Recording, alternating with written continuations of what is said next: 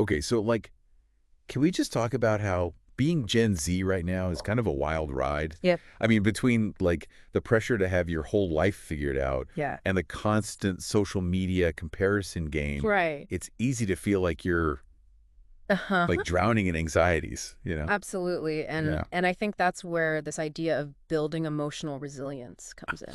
Okay, yeah, emotional resilience. Yeah. I hear that a lot, but to be honest, it's always sounded kind of vague to me. Like, Yeah. what does that even mean? How do you actually build resilience?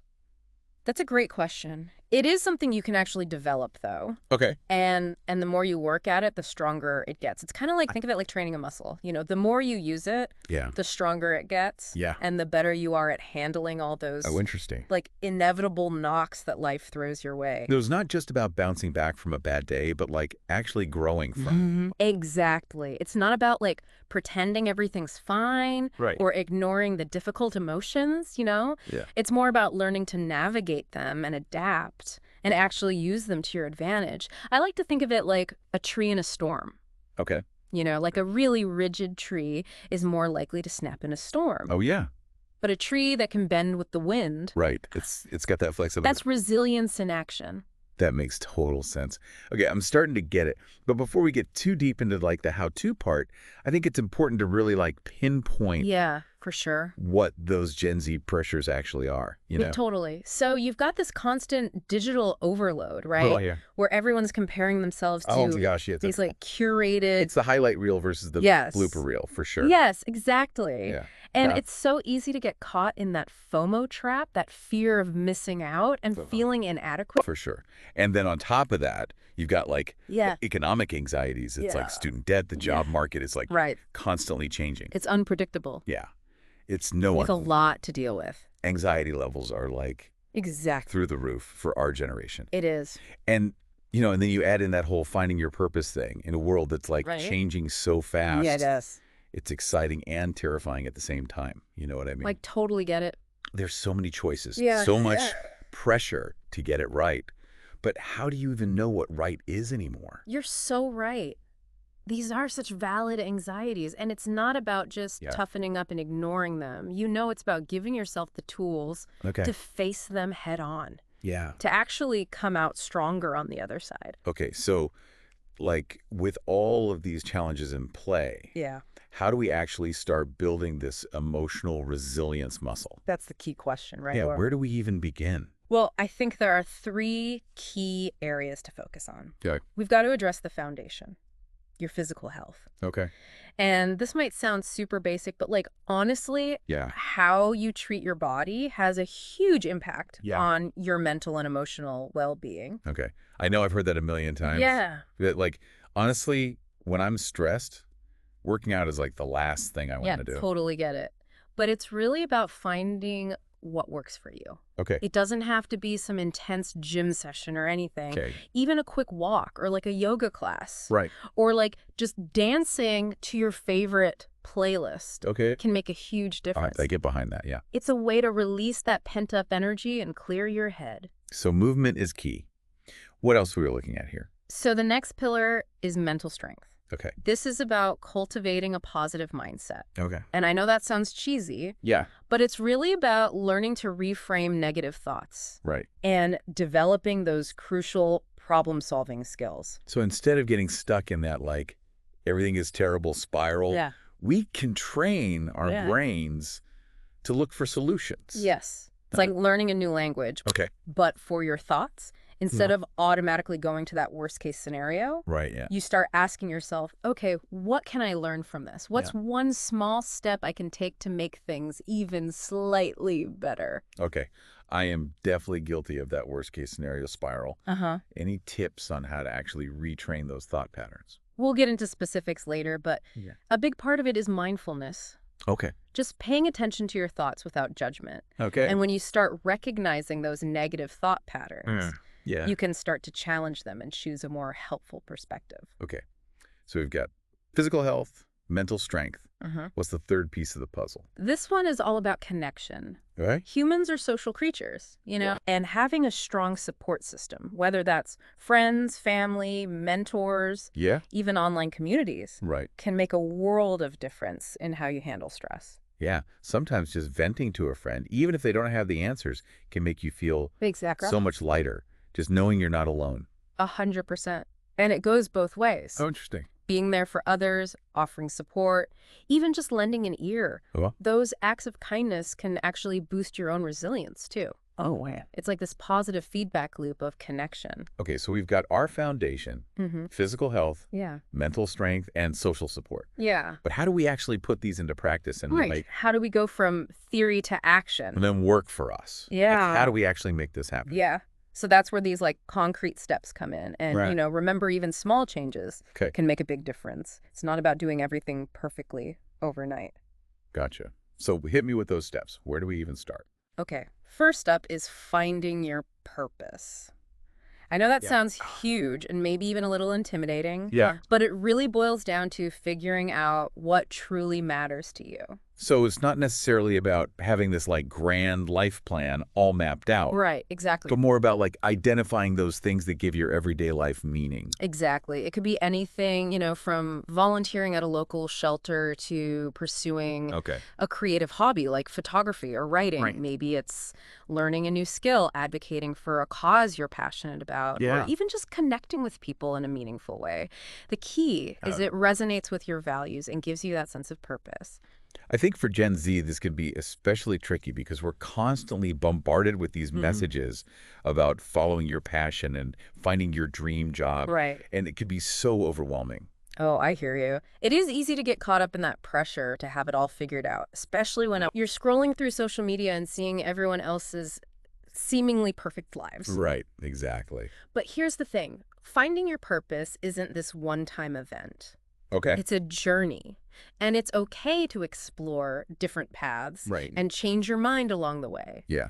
The important thing is to stay curious, keep learning, and keep trying new things until something clicks. Okay, that actually takes the pressure off a bit. Good. So we're finding our purpose, even if it's a work in progress. Exactly. What's the next step? Next is learning to reframe stress. Okay.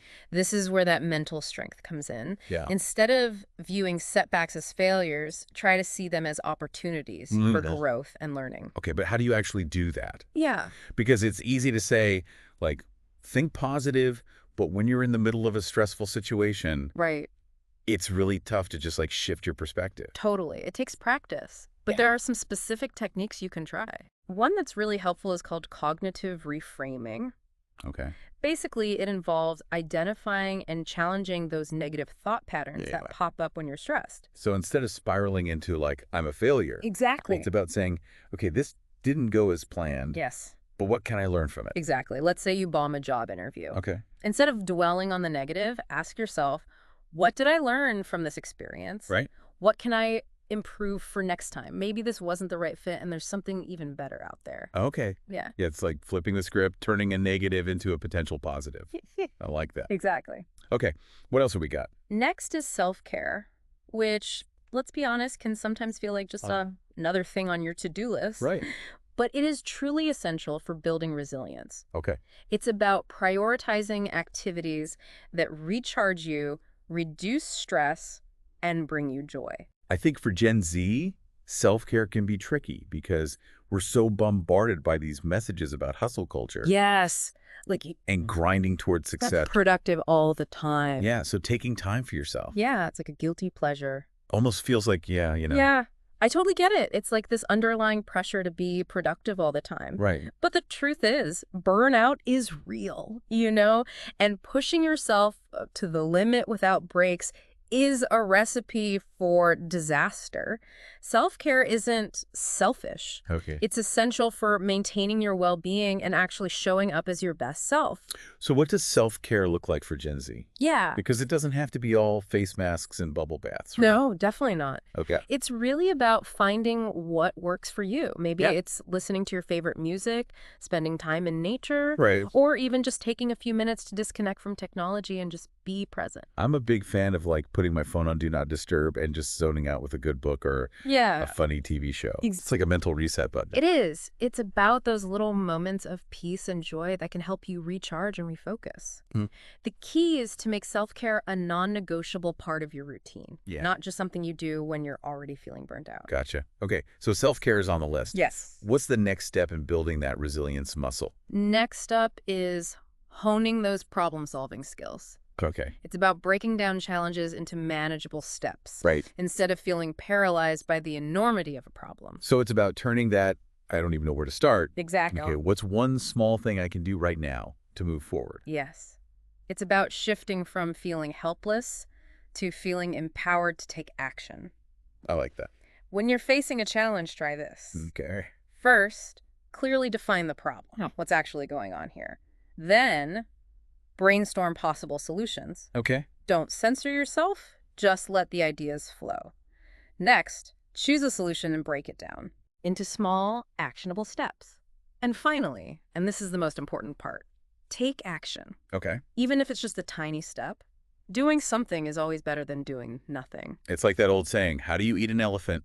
One bite at a time. Exactly. And remember, it's okay to ask for help along the way. Right. Talk to friends, family, mentors, or even seek professional guidance if you need it. Yeah. You don't have to go it alone. Okay. Problem solving. Yeah. Check. Yes. What's the final piece of the puzzle? This one's a reminder, but it's crucial.